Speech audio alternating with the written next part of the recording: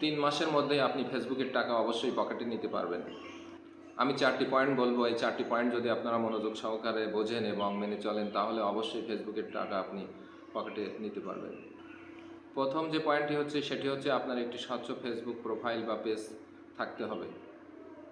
সেটি নতুন হলে অবশ্যই ভালো হয়, কারণ পুরাতন ফেসবুক প্রোফাইল বা পেজগুলো সাধারণত অনেক কপিরাইট কন্টেন্ট বা বিভিন্ন আনঅরিজিনাল কন্টেন্ট থাকতে পারে। সেক্ষেত্রে মনিটাইজেশন পাওয়ার ক্ষেত্রে আপনার অনেকটা সমস্যা পোহাতে হতে পারে। দ্বিতীয় যে পয়েন্টটি হচ্ছে সেটি হচ্ছে আপনাকে প্রতিদিন 3টা করে রিল ভিডিও আপলোড দিয়ে যেতে হবে। সকাল 8টায় একটা, দুপুর 2টায় একটা এবং রাত 8টায় আরেকটি। এভাবে করে আপনি 3 মাস যদি রিল ভিডিও আপলোড দিতে থাকেন তাহলে 1টা বা 2টা ভিডিও অবশ্যই আপনার ভাইরাল হওয়ার সম্ভাবনা বেশি থাকবে। 3 নম্বর যে পয়েন্টটি সেটি হচ্ছে স্প্যামিং। আসুন স্প্যামিং কি একটু ব্যাখ্যা দিই। আপনার ভিডিওটি যদি আপনি একই নেটওয়ার্কে আর একটি ফোন দিয়ে শেয়ার বা লাইক বা কমেন্ট করেন তাহলে ফেসবুকের রোবট অনায়াসেই সে বিষয়টি ধরে ফেলে। এটি হচ্ছে স্প্যামিং। সুতরাং ফেসবুকে স্প্যামিং করা যাবে না।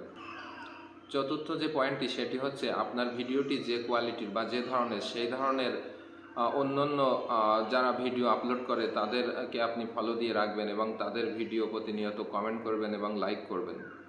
ফলে আপনার ফেসবুকের রিচ ও এঙ্গেজমেন্ট বৃদ্ধি পাবে।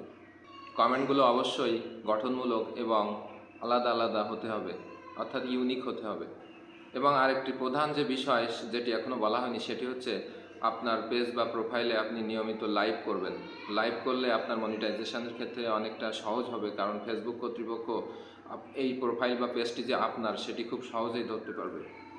এভাবে 3 মাস যদি আপনি পরিশ্রম করতে পারেন তাহলে অবশ্যই আপনি কন্টেন্ট মনিটাইজেশন পাবেন এবং ফেসবুকের টাকা আপনি পকেটে ভরতে পারবেন। ধন্যবাদ সবাইকে।